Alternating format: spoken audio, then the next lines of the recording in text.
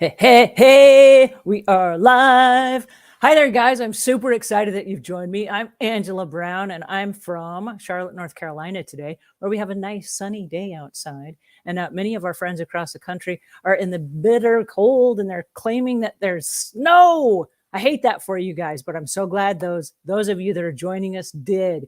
I've got Aaron Brown with me today. Hey, Aaron, how are you today? I am fantastic. Thank you for asking. Thanks for having me today. You bet. And you're in, where are you today? San Antonio, Texas. So, realtor out of Yay. San Antonio. And I got to tell you, it is a little cold here today, but the weather has been pretty much in the 70s. So, Really? yeah, Wow. Okay. So you guys are having an awesome winter as well. I love that.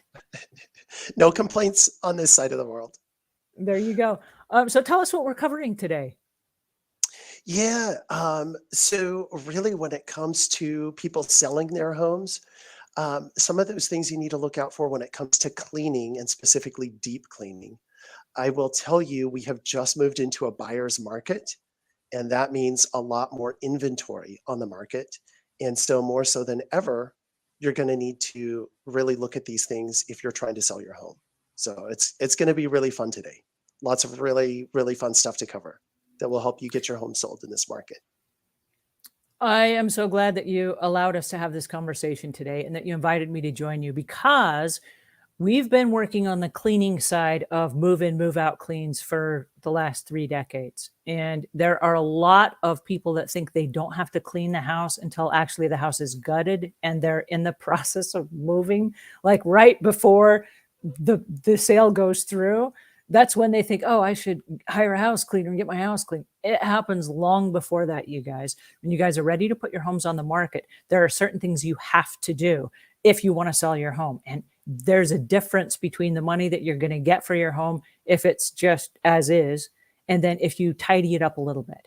So we're going to talk on another episode of this about the home repairs that you're going to do. So we're not talking home repairs today. Today we're only talking deep cleaning, and this is deep cleaning that you can do on a budget. Okay, so with a handful of small household tools, you can do these deep cleaning things. And I'm really excited that we're having this conversation because this is so important. Okay, so the first thing that we're going to jump into is the deep clean, where you're going to clean your ceiling. Now, you're probably asking me, what? I got to clean my ceiling. Like, what's up with that? Well, the reason that I bring this up is because there are a lot of people that don't realize that just because the ceiling is up there, that there's stuff on it. And it's true, there's stuff up there. Okay. And so we have to dust the ceilings. We got to wipe it down. And how are we going to do that? One of my favorite tools is with a Swiffer sweeper. And this is a Swiffer sweeper. Let me see if I can get this in my screen here. The Swiffer sweeper it has a reusable cloth on it. And I love these reusable cloths. If you guys don't have these and you don't know about these, I need to introduce you to these. These are great big cloths. They're kind of like, I don't know, they're thicker than a paper towel, and they're not as thick as a microfiber cloth. And you can just wet them and squeeze them out, and you can use them again and again and again. But while you're deep cleaning, you're going to need some of these. Now, these are excellent mops that go on a Swiffer sweeper, and this is what we use to sweep the ceilings with.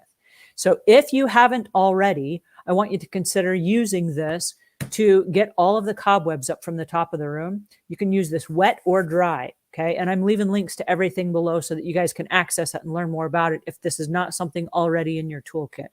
But one of the reasons that I like this is because with the Swiffer sweeper, it does have a 360 swivel head.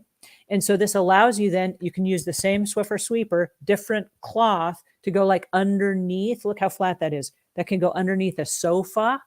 So you can use this on the ceiling. You can use it underneath the sofa. You can use it all around the corners of the room. You can turn it sideways and use it on the baseboards. It's a really great tool that I think you're going to need for this particular project.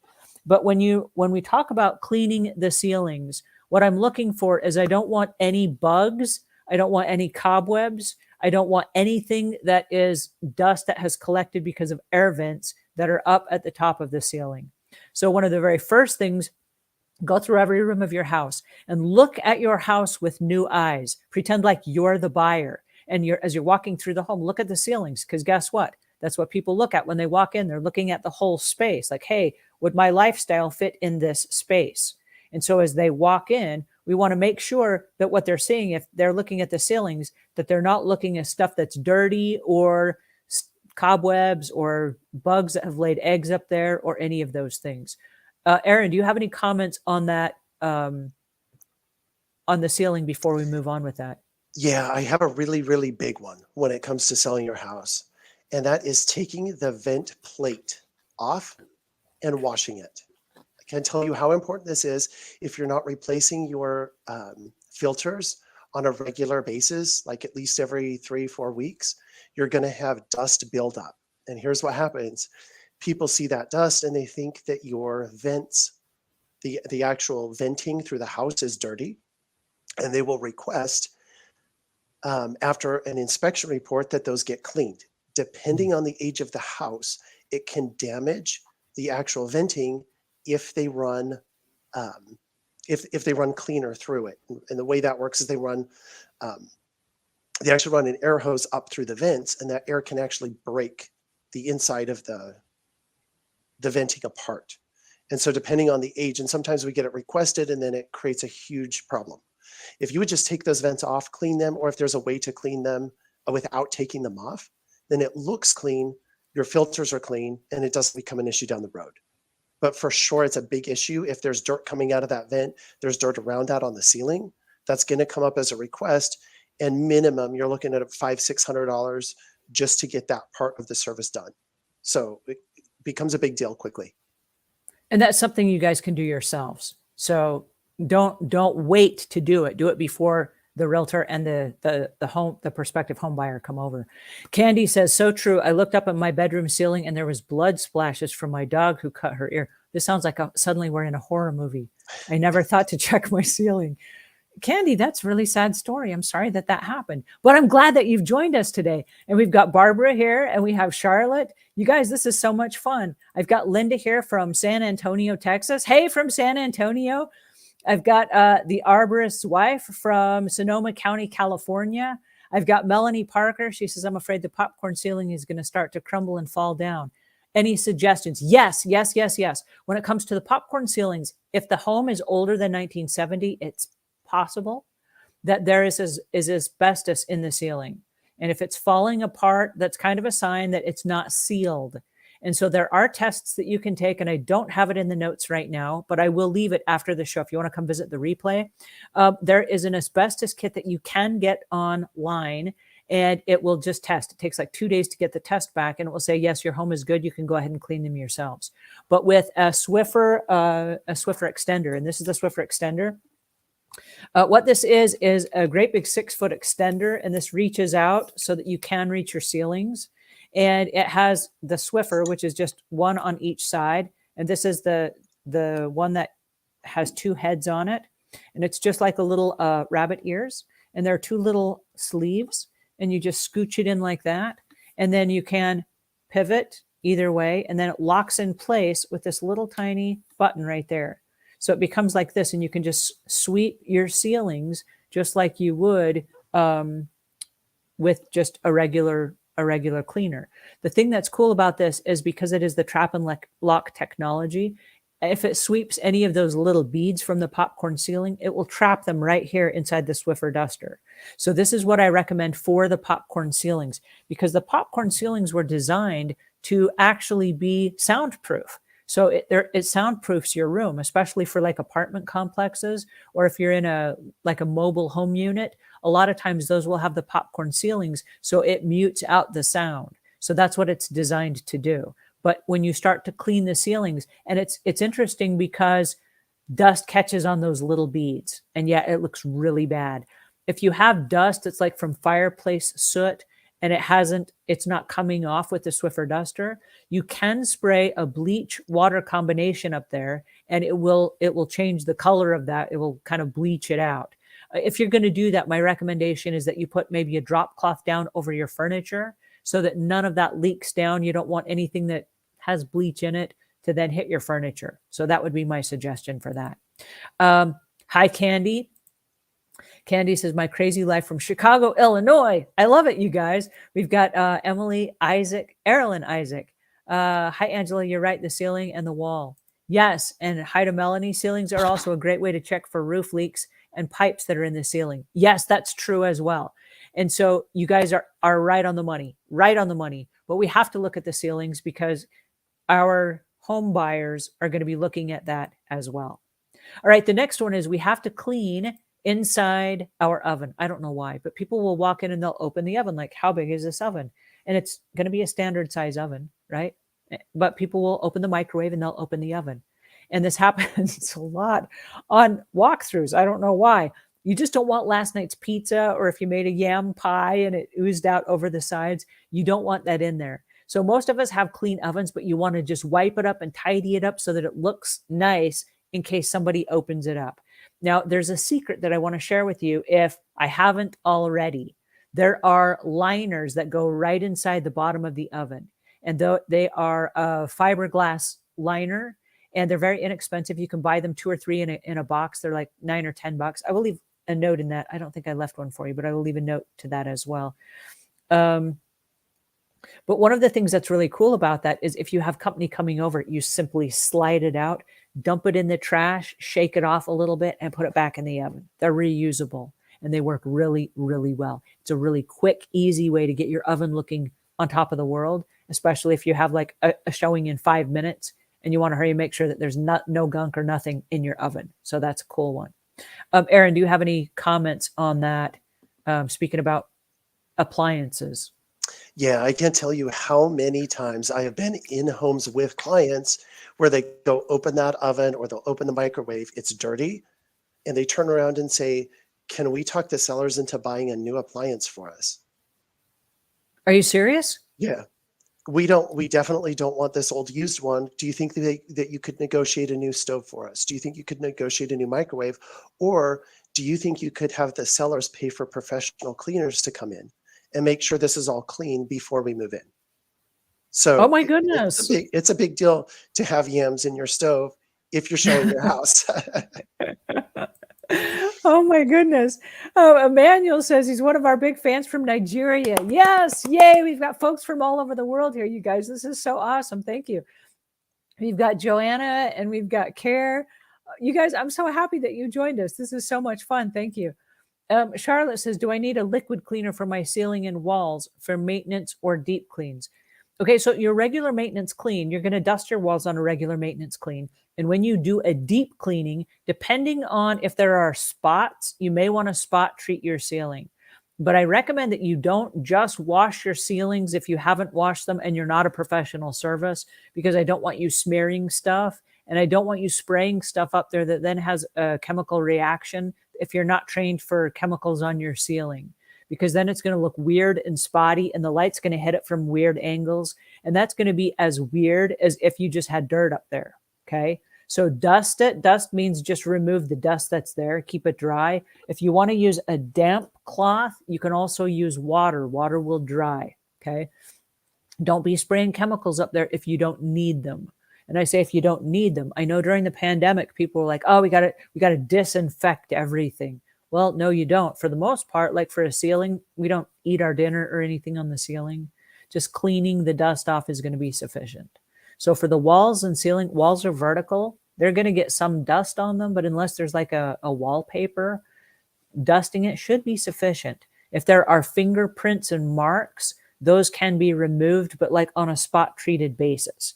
I don't want your walls to look so totally different than another wall or another part of the wall, because then people are like, what happened? Did the wall get replaced halfway through? Like what's going on here? We don't want to raise any questions that no one's asking. Okay. So that's my saying on that. All right. So the next one is dust. I don't know if you guys can see this picture or not, but there's a lot of dust that is visible in plain sight. Now, I know this seems like an obvious thing, but if you walk in and there's obvious dust, we got to get rid of that. We got to get rid of that so that when a person that walks through sees our home, they're not like looking at the dust, because their first question is, and I promise you this, they're not like, oh, it's dusty, no problemo. They're like, oh, wow, this house has really been neglected. I wonder what else they've neglected, right? I wonder what else. Is it the water heater? Is it the air conditioning unit? Is it the HVAC system? Are the pipes bad? Are there leaks somewhere? I mean, like if I can see the neglect. What is the neglect I can't see? Right? So we don't want to raise any questions they're not asking. If it's as simple as dusting something, then by all means, get a cloth. And this is just a microfiber cloth. We're not using any chemicals here. All we're doing is a wet, damp microfiber cloth. We're wiping down the items in the room, because here's the catch. If that, whatever that is, an air filter or a fan or whatever that is sitting on a desk that's that dusty, I promise you that the item itself is that dusty. Okay. It's caught the same amount of dust. So what we want to do is we want to wipe down the items, and we want to wipe down the hard surfaces that they're on, whether it's a dresser, whether it's a bedstand, an end stand, a special, this is just a little folding table, but we want to wipe everything down so there are no surprises, so that as people walk in our house, they're looking at the room and they're looking at the space, and they're not looking at what has been neglected, right?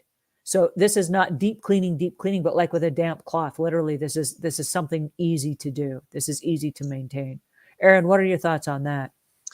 Part of my job as a buyer's agent, when I'm representing a buyer, is to find anything in the home that I can negotiate price on. And if I can find dust in the house, if I can find that it's dirty, neglected, I'm going to make it sound so much worse than it is. And so writing up that offer, I will feel totally justified coming in on an offer $20,000, $30,000 under asking price, because the home is neglected.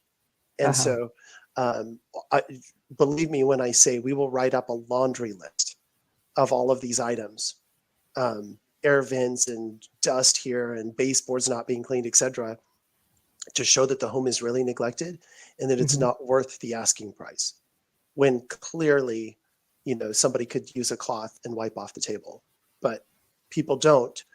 And you better believe we'll come in and negotiate far under what you've listed your house for. And in a buyer's market, there's a lot of options. And if it comes down to a really clean house versus a house with a laundry list of items that need to be addressed and fixed, you better believe we're coming in way under ask. I hate to hear that, but I'm really glad that you shared that with us, because for extra sweat equity, meaning I got to get my hands dirty and I got to go clean the house, we can actually probably save several $1,000s on our house just by cleaning it before somebody shows up. So, I mean, I hate that that's the case, but I'm really glad that you told us that, because that's stuff we have control over. We can fix that. So Sally says, I have baked on stuck pieces of aluminum foil on the bottom of my oven. Tips on how to remove that. Oh, I love this question. So this happens a lot, right? People use, instead of using a fiberglass liner, they use tin foil or aluminum foil. And then what happens is it does get caked on, it gets stuck on. And then what happens is it's hard to remove. So in the process of that happening, what I recommend is that you get something like this. Now, all of us professional house cleaners carry these in our aprons. And on one side, we have a plastic razor. And on the other side, we have a metal razor. And so for the inside of an oven, we have enamel. So we don't want to use the metal razor, because that's going to scratch the oven, and we don't want to scratch the element off. So what we're going to use is the plastic razor type. Okay. So the cool part about this is at the bottom of your oven, and your oven is, well, let me ask you this. Have you ever had stuck on gunk on a pot or a pan? And what do? We put a little bit of dish soap on it and we soak it for a couple of hours until it all loosens up, and then we scrub it off, right? So the bottom of the oven has a little dip in it. It's probably about this big. You could probably put like a cup or a cup and a half of hot, soapy dishwater at the bottom of your oven. And you may want to take a rolled up towel and line it underneath like the seam of the door, just in case if it starts to leak forward to the door, it will run into the bath towel and it will absorb that. But soak the bottom wherever that aluminum foil is, and just let it soak for about an hour. Okay, just like you were soaking a pot or a pan, and it's going to loosen up a little bit. Then you come in with a plastic razor and you just scratch it off. It comes right off, but it has to soak first. Okay, it's been cooked on at what, 300, 400, 500 degrees. So it's cooked on, and at first glance, it's not coming off. It's like stuck there forever. So soak it like you would a pot or a pan, and then just scratch it off, and scratch it off with the plastic razor, not the metal one. Okay. We do not want to scratch the enamel. Then once you have the bottom cleaned off, that's when you want to put the fiberglass liners in there. And that way, the next time you come back to do this, you don't have baked on aluminum foil. Because if you're making a blueberry pie and the blueberry oozes out and it gets on there, it's going to cook right through that aluminum foil and it is going to get stuck. It's going to be very hard to clean. So, and you don't want that, especially if you're trying to sell your home. So anyway, Could you please provide a link for those cleaners? I would love to get those for my clients. That would be huge. yeah, I will. I will as soon as this is over. I know some of my team members have already left for the day, and so I don't have those links with me. But I will Okay. add those to the show notes as soon as we're done here. I've already added a few of the stuff that we're talking about already, but I'm going to add the razors as well because I don't have the razors there. And And then a quick question for somebody who doesn't clean ovens often. Is it okay to pour liquid in an oven with it being plugged in? yes, you can leave it with it plugged in, but you don't want it turned on. You don't want the heat on. Now, a lot of oven cleaners will say, "Oh, do this at 200 degrees," and that doesn't make sense to me at all. Okay, because an aerosol can will say right on the can, even an oven cleaner can says, "Do not use around heat." Okay, so I will leave links to my favorite oven cleaner below, and it is one that you spray cold. Okay. Don't be spraying it when the oven is hot because you're asking for a fire or a combustion of some sort. And I don't want there to be any combustions unnecessarily. That's not how we do. Okay. All right. So Nancy, oh my goodness, Nancy's from New Zealand, from Zealand, Michigan, and we have you guys. This is awesome. Somebody says I got to clean my microwave as soon as possible. Barbara says mine slides under the heating element on the bottom of the oven. Okay, cool, awesome. And is this Renee? Says good afternoon from Paris, Ontario. You guys, this is so cool. We got people from all over. I'm super excited that you guys joined me. Hi, Angela. I just found you. I worked as a property manager for 1,000 units. Is that 1,000 units? Oh my goodness, you got your work cut out for you. Retired now and feel like the show. Yeah, I'm telling you, 1,000 units. My goodness, I can only imagine what you must have gone through. Susan says, I vacuum and dust one day, then the next morning there are dust kittens. Yes, yes, yes. I'll tell you what, as soon as you dust is coming back. And so, what Aaron was saying about before cleaning your air filters, what is also important is to clean the air that replace the air filters themselves that are inside those vents. Because if we don't, stuff's blowing in and out. And I know the vents are meant to catch stuff, but if you have vents that haven't been replaced in a while, it's going to blow more out than it's actually catching. So make sure that you replace those, especially if your house is on the market and you're showing it, replace those every 30 days. Now, typically we say if you have a really high MERV rating, and that's a thicker one that catches more stuff. If you have a higher MERV rating air filter, you might only have to replace it every 2 months or every 3 months. But if you have pets and it's catching a lot of pet hair, or if you have a lot of dust in your house, especially if you live in a dust favorite area, like maybe Utah or Vegas, where there's lots of sand and there's lots of dust and you don't have like the trees to block that. When you open your front door, you got dust blowing in for no good reason, right? It's just there.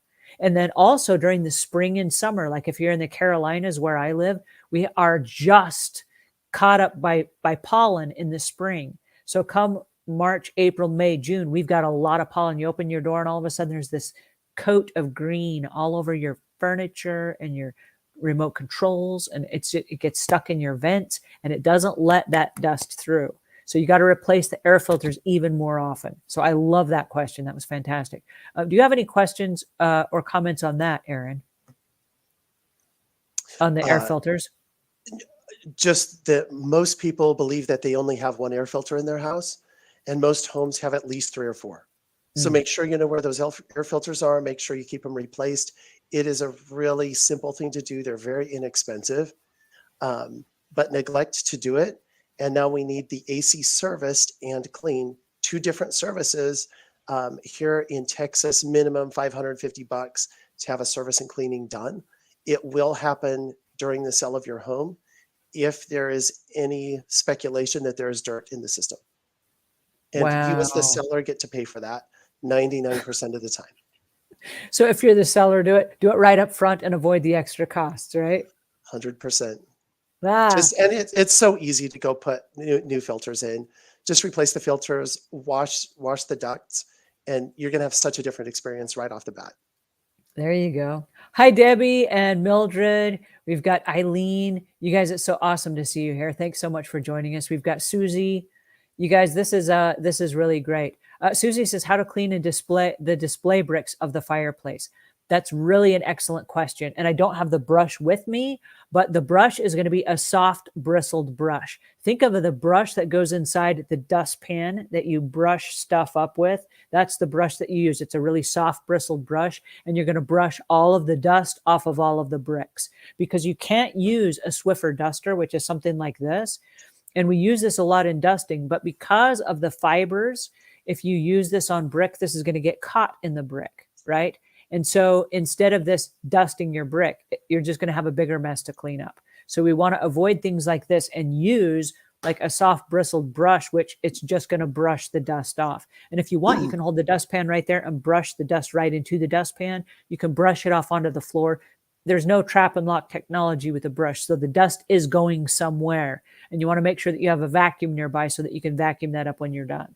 But I love the question about the fireplace because they do get dusty and they do get sooty. So that was a really great question. All right, our next item, the toilets. I know that this is a topic for regular basic cleaning, but it's also a topic for deep cleaning. So if the realtor calls and says someone's coming over right now, they're going to be in your bathroom. And here's the reason why. The bathroom is one of the most used rooms of the house, in every house. And so people spend a good hour a day inside the bathrooms. And this is to get up in the morning, to get dressed. They put on their makeup, they shave, they do their hair, they do whatever they do, take a shower, hang out, get ready for bed, get dressed in the morning, whatever it is. But people spend a total of about an hour a day in the bathroom. So believe it or not, when they come into your bathroom to look around, they're looking at, is this going to be my new safe space for an hour a day? And if they walk in and there's gunk, we'll just call it gunk. If there's gunk on your toilet, please don't. Please don't. Like, lift up the seat of the toilet, clean under the seat, clean around the rim, clean underneath the rim. Make sure that your toilet is clean so that as they walk in, the first thing that they're seeing is like the room itself, right? It's the ambiance of the room. The first thing that you want them to see is not an icky toilet, because they're going to go, oh, this is so gross. And they're going to like bolt, right? We don't want to raise any flags and ask any questions that no one's asking. We don't want to make them go, well, wait a second, if there's gunk all over the toilet, is there also gunk on the wall behind the toilet? Is there gunk also on the floor? Is there gunk, like, how far does this go, right? We don't want that. We want to just eliminate that by having a really nice, clean toilet. And I'll share a secret with you. Even though it's your house, if you got a call and the realtor says, hey, we're 10 minutes out, fold the toilet paper into a triangle. We see this a lot when we go into hotels. And the first thing that we see is like, oh, look, they were prepared for us. Like, they got it all ready for us, right?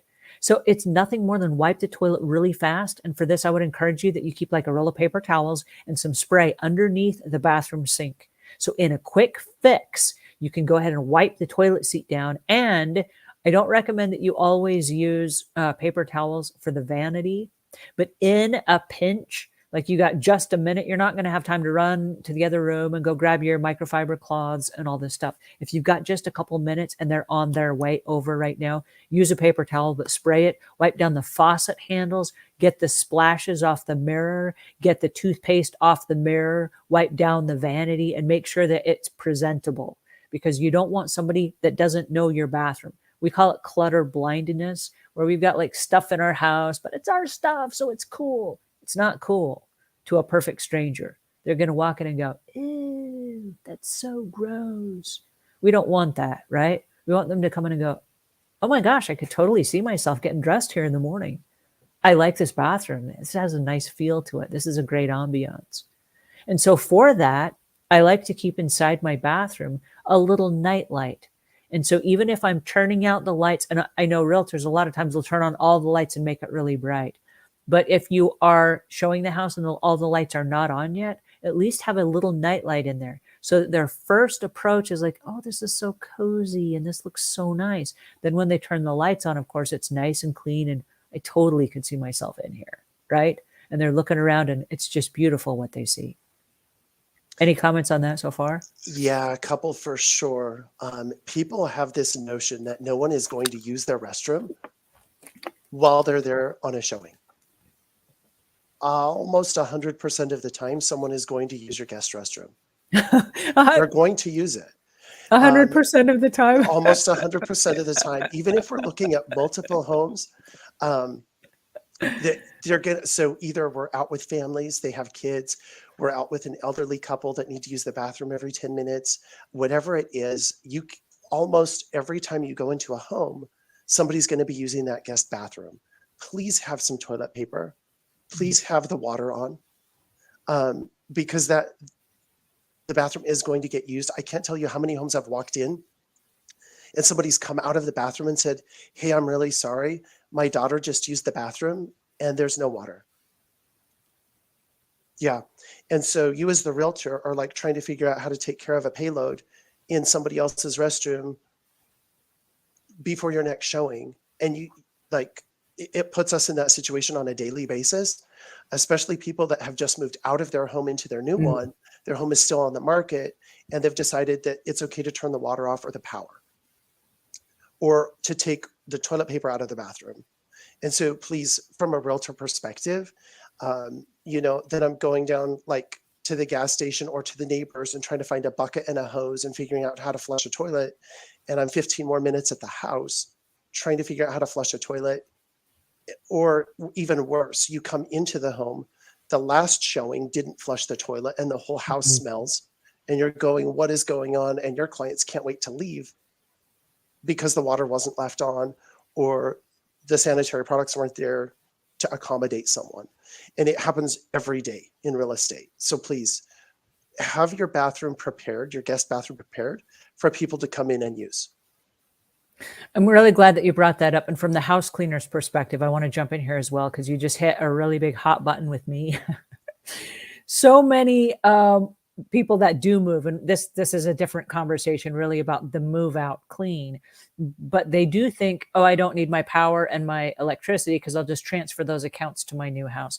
If you've moved into the new house already, you have two accounts. You have the old account and the new account until you've sold your old home. Here's the reason why. Every time a cleaner comes to your house, they can't vacuum if there's no electricity. And they can't clean up. Like if they put soapy water on something, there's no way to clean it up if there's no water.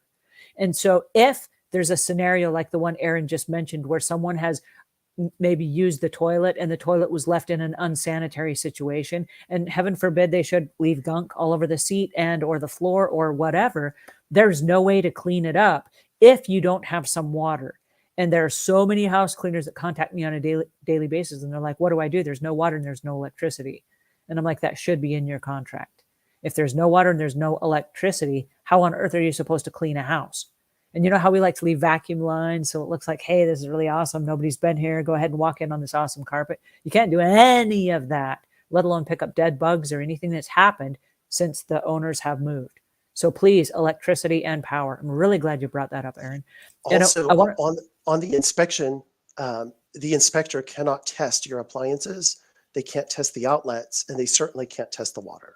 So during an inspection, when you're going to sell your home, they're going to request, and then you get to pay for an inspector to come back out, which is usually another $150 to reschedule, to come back out. And that is put back on the sellers because the buyer doesn't want to pay for the inspector to come out twice when the power and utilities should have been left on.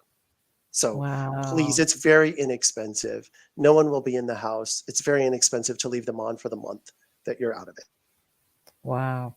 I have to say hi to Rachel Rose. She's from England and she often jumps in on our YouTube channel and she's very supportive. And I just love having you guys here because you make my day. Every time I see you in my feed, I'm like, yes, I have friends. This is awesome. And we have Inquiz, I'm not sure how I say this, from the Cali coast. So this is really awesome. And I just really appreciate you guys being here. This is so much fun. I've got KR here. This says, sure, I wish my landlord would have watched some of your videos. This place was filthy when I moved in. I'm so sorry about that. I hate it when that happens. That's not fair for you guys, and I hate that. Helen says, is a steam cleaning good for cleaning or use non-chemical products? I love this question. And I'm not sure if we're talking about still the oven or if we're talking about other areas of the home. But if you're deep cleaning your home and you have an option to use steam, please use steam. Here's the thing. A lot of times people will use cleaning chemicals and then they use them and use them and use them like, oh, I got 5 showings this week, so let me hurry and spray like 5 times. Please don't, because that's chemical on top of chemical on top of chemical. And we've literally had people that will come in and they're like, and it's overpowering. So there are people with really strong chemical sensitivities, and a cleaning company, a professional cleaning company, often they will use like non-scented chemicals for that very reason. It bugs out your eyes and it hurts your respiratory system and your nose, and your eyes will clog up. And you don't want someone coming into a beautifully clean home that for all intents and purposes, you've cleaned all the cat hair, you've cleaned all the vents, you've dusted everything, your house looks amazing, and then just the smell drives them bonkers. Please don't do that. Again, it's really a sensitivity with most, I say most, with a lot of people. It's a big issue. So yeah, I want to pay attention to that. The next thing, the fronts of your kitchen cabinets. This is a really, really, really big important thing. And for the reason that, for example, people have these pull-out garbage cans that are hidden inside the cupboards. But when they're pulling them out, oftentimes they're pulling them out because they have, I don't know, they've cracked an egg or something and they're going to throw it in the garbage can. So they open the garbage can with one hand. And then as they crack the egg dribbles all the way down the cupboard and it's on the front of the cupboard and they throw the egg away. And this happens a lot with just cooking. It'd be stuff on their fingers, and then they open the cabinet doors or the cupboard doors, and there's like gunk stuck on the cupboards and around the cupboards. And while it might not look dirty, if you hit it from a different angle and a different light, you can see all this gunk on the fronts of the cupboards and stuff that's dribbled down the side. And you really need to stop and just clean it down. Now, what we're seeing in this picture is an electric drill. I didn't leave this in the notes, but I will put it after this is over. Because I'm a really big fan of it. If you're not, like in this kitchen that I'm showing you right now, there are 79 cabinet fronts, okay? And so every one of these has to be cleaned before somebody comes over. And once you've done it, you're going to try to keep it clean, during the showing process. But clean it up. And the electric drill, these are little like scrub brushes. It's a little drill bit that goes right inside an electric brush. And so this way you can use an electric drill, and no lie, you can have the whole 79 cabinets done in about an hour. It takes about an hour to do 79, but that's all the drawers, the silverware drawer. It's all the kitchen cabinets that are by the stove that are everywhere. And that way, when people walk in, they just gleam and it's like, whoa, welcome to my kitchen, right? Again, we don't want people asking questions that don't need to be asked. So we just want them to come in and go, oh, wow, this is a really cool kitchen. I totally see myself making big meals in here. We don't want them to walk in and go, ooh, there's like gunk on every one of these cupboards and stuff dribbled down the sides. Not cool, right? So just a small cloth, and you can use a non-scratch scrub sponge in some warm dishwater, or you can use like Murphy's oil and a scrub brush. This particular scrub brush was designed for kitchen cabinets, but it's so easy to do. Please don't neglect this one. This is a really big one. And I know a lot of cleaning services don't offer that as a service, except for an upsell package. And so lots of cleaning services, you pay extra and they're not going to clean your whole house, but they'll come in and they'll do just your cabinets. So if you don't want to do it yourself, hire somebody to do it, but please don't skip that step. All right. Our next one. The bathroom vanities. This is a really, really big one. I know that, like we've already talked about the bathrooms a couple of times, this is a really big issue for the fact that everything that's sitting on top of your bathroom vanity has toothpaste on it. It has soap. It has whatever it was, lotions, dyes, whatever it was you were touching while you got dressed. It might have makeup on it. There's just a bunch of stuff that we transfer from our hands to the stuff that's sitting on our bathroom counter. And again, when people walk in, we want them to go, oh yeah, I see myself in here. We don't want them to go in and go, wow, look, there's toothpaste everywhere and there's gunk and I see makeup, stuck on stuff. Don't do that, okay? So it's going to be your mirror. It's going to be all of the stuff that's on the vanity, and it's going to be all the stuff under the vanity. I can't tell you how many homes that have been shown where people walk in And just at a glance, as you're walking in, you see it from a distance and you're seeing just a layer of dust, but all the stuff on top is the stuff that we use every day. You got to move that stuff. You got to wipe underneath it, wipe the bottles down and put them back. I know it doesn't seem like a lot, but you can do it very inexpensively. And if you're using a cloth like the one that I mentioned, just get it wet, hot water. It doesn't need any chemicals on it whatsoever. Just hot water, wipe everything down, wipe down every toothpaste holder, toothbrush, wipe down the stuff that holds your razors. If it's a little container, if it's a container of soap, if it's mouthwash, if it's shaving gel, it doesn't matter what it is. Hairspray, if it's hydrogen peroxide, I don't care what's on your counter, but wipe it down with a damp cloth, move it and wipe underneath it so that it's whatever's there is like neatly stacked, like arrange it so it's neatly stacked, but wipe underneath it. So when people walk in, they're not like, ah, that's so gross.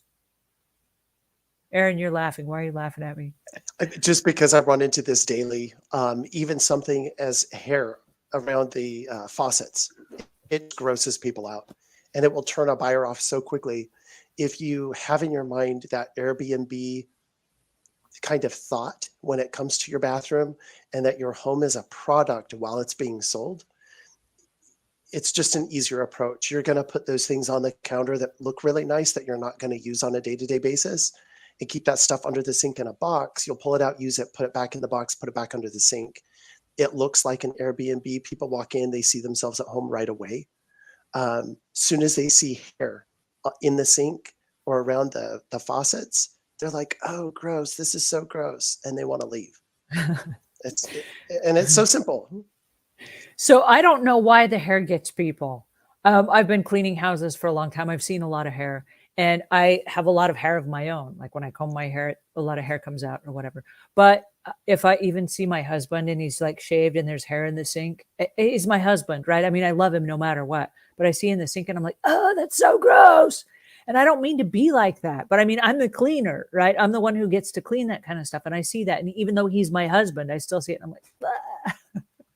It's awful, especially if there's like toothpaste stuck in it and stuff like that. That's from the sink. It's just gross. Okay, enough of the grossness.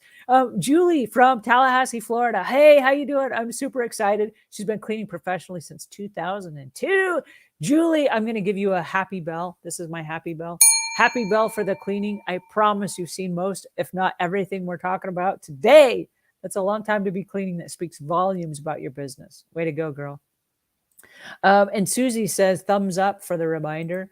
Rachel Rose says, I often light a little tea light in the bathroom, especially after my husband has used the bathroom and it takes the smell away. That's a great tip. Thanks for that.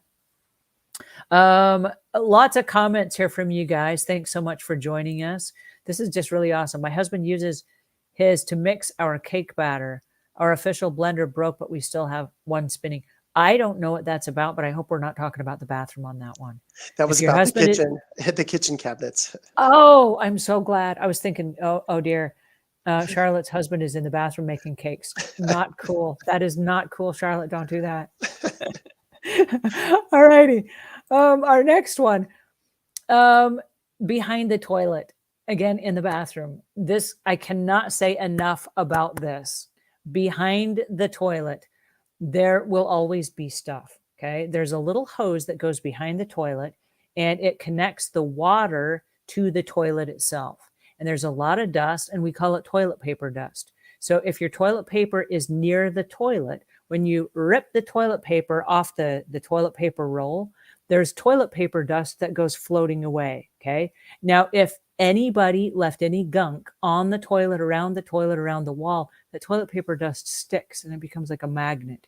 So now you have icky gunk plus toilet paper dust on the little faucet, the little turn knob, that hose that goes up to the toilet, and then anything behind your toilet, whether it's like a toilet bowl cleaner, whether it is a toilet brush, whether it's a plunger, if you have a little garbage can, or heaven forbid, there is a little basket of books or whatever it is you do next to the toilet. Some people have all kinds of stuff. I'm like, why is this here? But it has gunk plus toilet paper dust on it.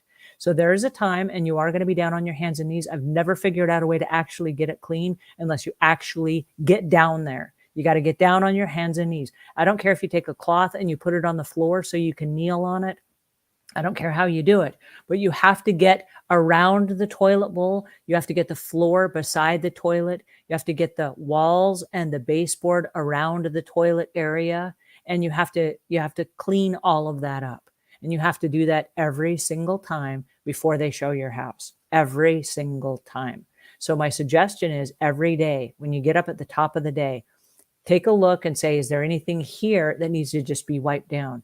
Do it so that in a pinch, if the phone rings and they say, we're on our way over, you're not stopping, scrambling, trying to like wipe down the toilet and wipe down the area behind the toilet. Okay. This is a deep cleaning thing. It's very inexpensive to do, but it must be done every single day. Okay. It must be done if you're showing your house. There's no forgiveness if you have toilet paper, dust, and gunk behind and around the floorboards of your toilet. And like Erin just said, in a very bold move, that 100% of the time people are going to use your toilet. If that's true, we want them to have the most, in the world of marketing, we call it the best user experience, right? We want to create that for our new homeowners that are going to buy our home and spend all the money, right? So You you guys can also ask your agent for a checklist. We have a couple of checklists. We have a make ready checklist for your home, and then we have a get ready checklist. The get ready checklist is, hey, I've got a showing coming over. What are the top 5 things I need to go do right now? And so you can always ask your realtor for that. And then also ask your realtor to give you an hour of warning on your showings. So at least you have a few minutes to grab that list and make those arrangements, unless you do that in the morning before work and then you leave the house and it's already done for the day. right. Thank you for mentioning that. That's awesome. And great tips. There's another one that I want to share with you. And this is, you got to clean underneath all of the stuff. Now, we typically don't do this on a maintenance clean. This is more of a deep cleaning thing. And if you hire a professional house cleaner, they're also going to do this on a deep clean. And what they're doing is they're taking something and they're going to go underneath your sofas, and they're going to go underneath your end tables, and they're going to go behind your couch. And here's the reason why. If I'm standing across the room, I can actually see, not completely under the sofas, but I can see a good bit. And if there's dust and gunk under there, or if there are dog toys, if there's dog hair, I can see that. Okay. So we want to make sure that we have some kind of a tool that we can get that. Now, I want to share with you one of my favorite tools that we use a lot in homes. And this is a silicone rake. This is called a pet rake. And I do have links to this below. On the other side of it is a squeegee, okay? So if you have cat and dog hair, and this is flat, and it extends, okay? So I can extend this to be much longer, and it will then go underneath a sofa. It will go underneath bookshelves. It will go underneath like a wine rack or a china hutch or any of those things, okay? What we're gonna do is we're gonna rake all of the dog hair, all of the cat hair, and if we have a hardwood floor, we're going to use the squeegee part of it. We're going to squeegee all of that out to the front so that it's not hiding underneath. Because here's the catch. If the air kicks on and we can't see it and it kicks on, it's going to blow that all over the house. So even though the house looked clean, when the new prospective buyer and the realtor show up, what they're seeing now is they're seeing like dog and cat hair all over. And they're like, man, this house is a mess. You want to scoop all of that to the front, and then you want to sweep it up and put it inside the trash. Okay. So the silicone rake works wonders. If you have lots of dogs and cats, or maybe a couple, but lots of hair, this is a great rake for the carpet. You can use this on oriental rugs. You can use it on Berber carpet. It doesn't work so well on shag, just because the shag is a higher pile of carpet. You're going to need a vacuum for that.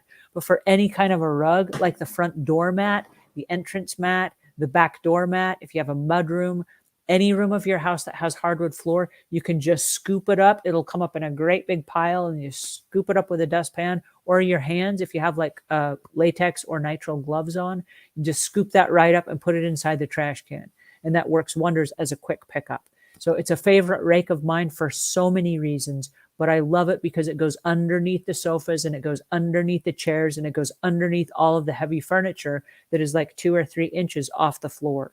So I recommend that as well, just because you never know when the air is going to kick on, and it's going to blow stuff that you can't see around the room. And I hate it. Again, Erin made the comment about hair. Even if it's your own pet, And the homeowners might have pets, but if they come in and they see someone else's pet hair, they could go, ew, gross, that's so awful. All right. Mary says, do you mean handy wipes to clean the ceiling? Handy wipes can work. I know that Scentiva makes a handy wipe, and I'll make myself big here so you can see this. This is a handy wipe that Clorox came out with, I believe, during the pandemic, that also fits on top of the Swiffer sweeper. So you can use these. These go right over the top of this. They're the same size. And this is just pinned in.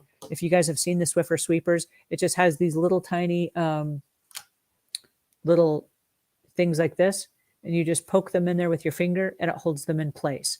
So you can either use these reusable wipes, or you can also use the disinfecting wipes that are made by Clorox. Now, Swiffer does have their own version of those pads, and they don't stay wet very long. So if you're going to use them for like a whole house, for example, I do recommend using and I point over here, like they're over here. I do recommend using the ones that are wettable, and then you can wet them and they stay wet for a much longer period of time. Rinse them out. You can use them again. These have lots of different, you can fold it 3 or 4 or 5 times because they're big.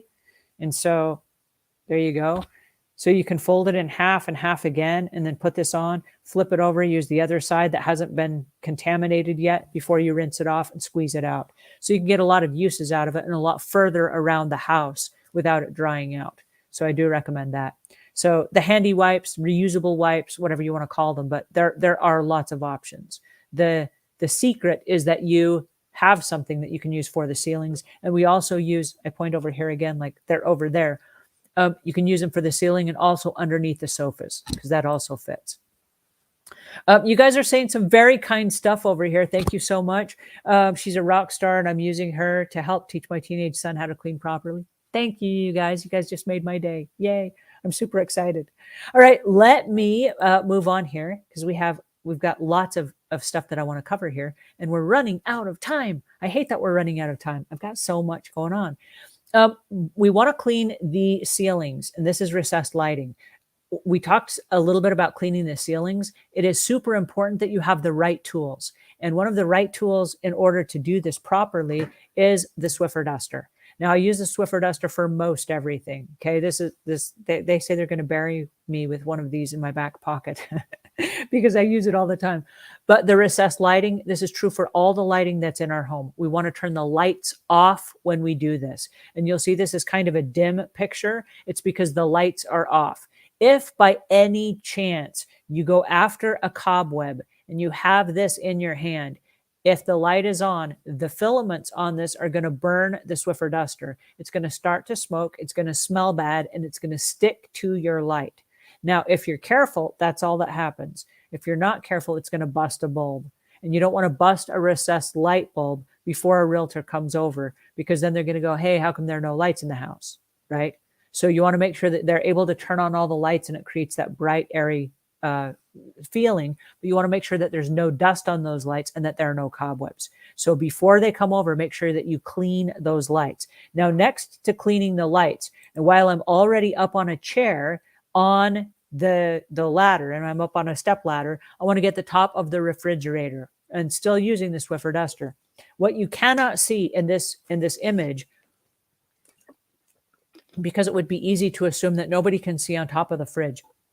You do not know how tall the people are. If they're 6'5", they're going to be able to look right on top of your fridge with their own bare eyes.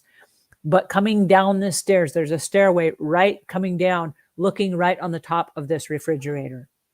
So you don't want somebody coming down the stairs going, this is such a beautiful house. Oh, but they've neglected the top of their fridge, right?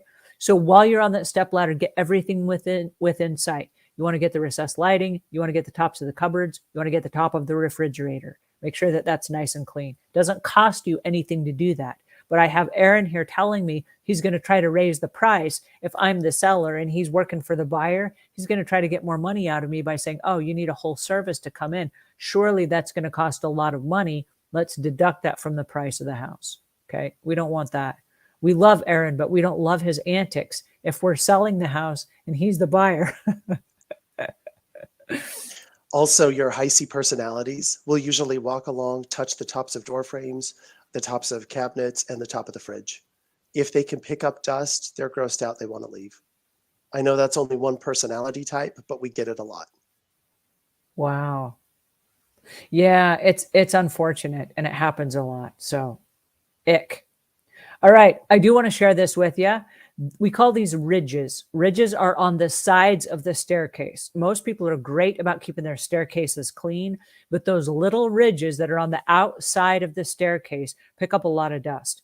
And when a home buyer walks in from any time of the day, and we don't know what time of the day they're coming, we might go to work every day at the same time and it looks clean to us. But when the sun hits it from a different angle and they come in at 10 or 11 o'clock in the day and we're at work, what happens is they're seeing all this dust on the outsides and it looks like we skipped our cleaning.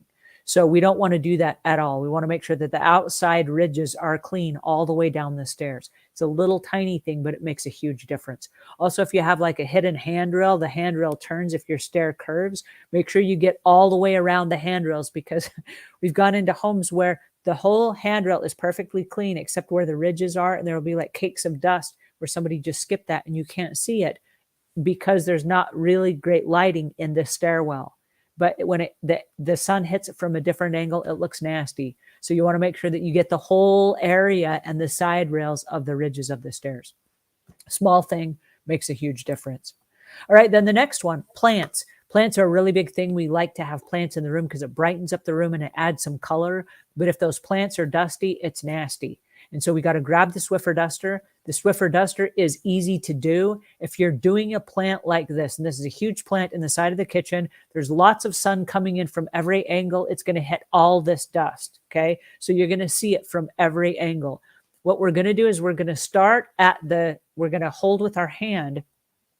We're going to hold the bottom of the plant. We're going to hold it down. We're going to grab the Swiffer duster with the other hand, and we're going to bring the dust, like dusting down with the grain of the plant. That way we're going to dust it because we don't have time in most cases to take this great big plant outdoors and hose it down. If you did, that's how you would do it. You would haul the plant outside, and this is as tall as the room, so it's going to take 2 or 3 people. If you have the chance to do that, great. You'll put a garbage bag around the base of the plant, and then you'll hose the plant down and get all that dust off. If you don't have the luxury of doing that, you can use a Swiffer duster because of the trap and lock technology. Make sure you go over every one of the strands. Here's a secret. You can also do this with real plants. So if you have plants that have like little fuzz that falls off or that bleeds, you can dust that off the leaves with just a regular duster. Because if you vacuum them off, it's going to grab the leaves and suck them into your vacuum, and then it's going to break your plant. So you got to be gentle with it, but you can do it with just a Swiffer duster. So you don't have to do this every day, but if your house is on the market, just do a walkthrough and just look like once a week, like, hey, how are my plants doing? Is there any dust? Are there any leaves or anything that are dead? Anything that needs to just be removed so that my plants look nice again and user friendly for that experience. We don't want dead looking plants or droopy leaves or dust or any of those things. All right, a couple things. This goes without saying, but the blinds are a big one. The blinds will be open most likely because for every realtor that I've ever met, and I'm sure Erin is no different, but for every realtor that I've ever met, the secret is with light. And so we want to open all the windows and turn on all the lights and make it look as bright and as happy as we can. And if you open all the windows, you're going to see all the dust on all the blinds if there is dust. And so again, this is something you yourself can do. It doesn't cost a lot of money. Swiffer duster, once you have one, you can use it for all the different surfaces in your home. But go over all of the blinds and remove all of the dust. Now, if you cook a lot of bacon or fry things in your house, there's going to be gunk on those blinds. And this is one of those times where I'm going to say this is worth the clean. Okay, either hire a professional to do it or take the time and do it yourself. But you're going to want to get a good degreaser and a wet cloth. You're going to want to spray your cloth, and you're going to want to wipe down every area on both sides of those blinds. Because if the windows are open and there's like a green, orange, caked gunk grease, and then it's caught the dust that's come through the air, it's going to look nasty. And that is one of the biggest turnoffs. So that's not going to help you in any way. And even though you could replace all the blinds in the house, you're probably going to be asked to do that before you sell your home. And if you have 55 windows in your house, that gets really expensive really fast. So even though it's going to take some time, this one's not going to be easy if you've got grease on your blinds. Stop and clean your blinds. And then from now through the end of the showing, do not cook any grease in your house. Don't make any sausages. Don't cook any bacon. Don't be frying up chickens and all that stuff. Just be eating whole foods and go on keto or something until you sell your house. Aaron's laughing at me. I'm not kidding, because the grease builds up really quickly and also gets on the cabinet fronts and it gets on the plants and it gets everywhere and it gets nasty. So if you're showing your home, go on a health diet and don't be cooking that stuff during that time that you cleaned to the time that you sell your home. And I promise you that will save you a boatload of money. All right, Aaron, we are out of time. Do you have anything that you want to share with us before we wrap up here? I appreciate all of you today. Amazing questions. This was a lot of fun, and I can't wait to do this again. I have so many comments here that I did not get to answer, you guys. I'm so sorry. And we have 23 tips. We only got through about 13 of them. So I'm going to leave links after this is over with a list of all of the slides that we had so that you guys can go through and you guys can get the rest of the tips that we didn't cover. I talked too much. I'm so sorry. I'm super glad that you guys are here. And I'm going to respond to all of your questions as soon as we're done here so that I can honor the fact that you guys showed up here today. I just had so much fun. This is a 12-part series that we're doing on how to get your home ready to put on the market. So we'll be back again next Thursday, same time, same place. We would love for you guys to join us again. But for today, this is it. I had so much fun with you guys. Thank you. And Aaron, thank you so much for joining us. Likewise. Thank you, guys.